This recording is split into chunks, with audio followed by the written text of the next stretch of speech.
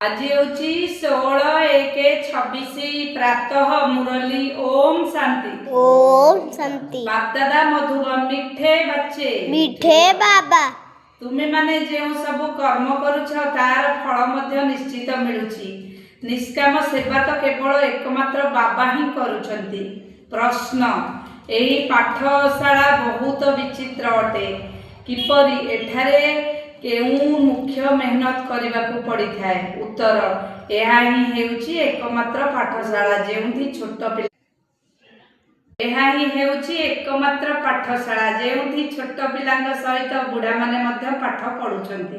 यह एपरी विचित्र पाठशाला जेउथि दिने अहल्या कुबला कुब्जा मानक सहित साधु माने मध्य आसी बसिबे।